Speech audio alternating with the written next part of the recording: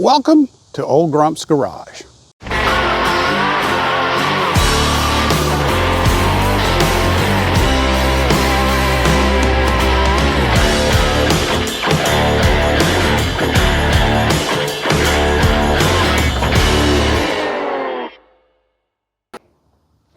Hey y'all, Alan, Old Grump's Garage.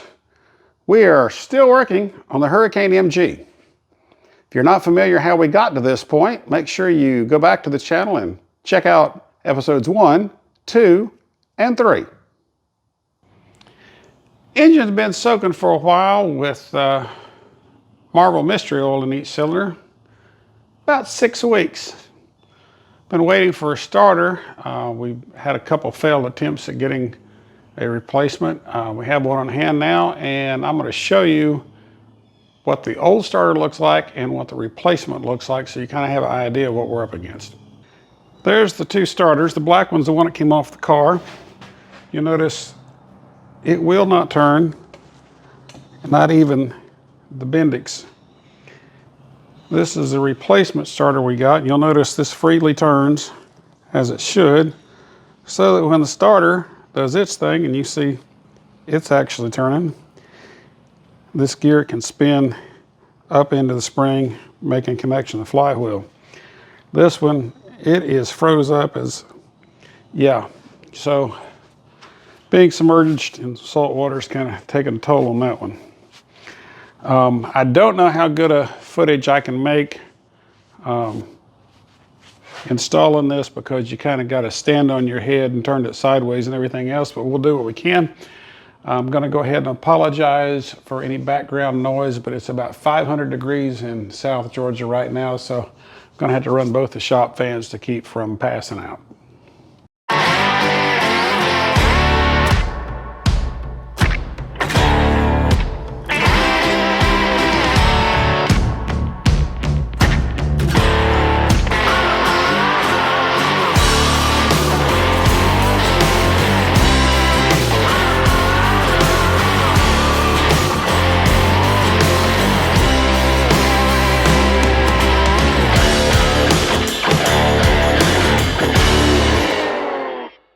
All right, so the starter's back on. For those of you who ever decide to go down this trail, and I suggest that you don't, the starter,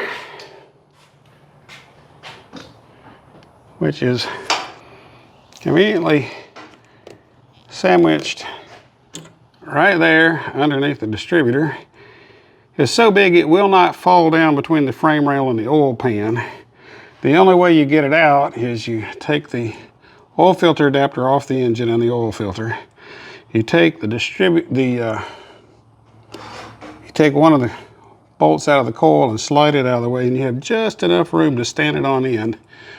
You get it to right there. All right, so I won't bore you with the details. I'm going to put the oil filter adapter back on, put the coil back in position, and we're going to wire the starter up. We interrupt this program to ask you to take a moment and like the video, and go ahead and subscribe to the channel. It'll really help us maintain the channel and continue to provide you content that you find interesting to help you along your way as you're restoring square bodies and other old Chevrolet pickup trucks.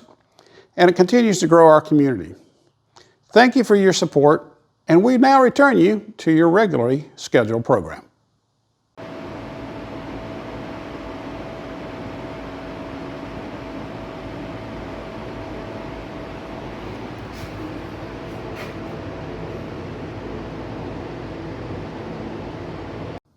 So we've let all the smoke out of Lucas Electronics, which is not all that amazing if you've ever worked with Lucas Electronics. Apparently the starter that I was provided is either got an internal short or it's wound for negative ground. This car is positive ground. So we managed to get it disconnected before anything got burnt. Got a couple connections hot, but other than that, no issues. The motor has been soaking now for almost 9 weeks with both vinegar and then with Marvel Mystery Oil. The Marvel Mystery Oil level in each cylinder has went down, which tells me it's getting past the rings. But still can't turn this engine over with a 38-inch long breaker bar and 3/4 drive on the crank pulley.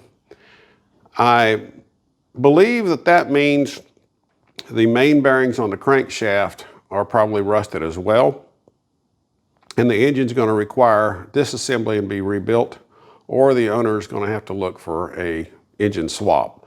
We're going to call this a great big fail and move on to the next project.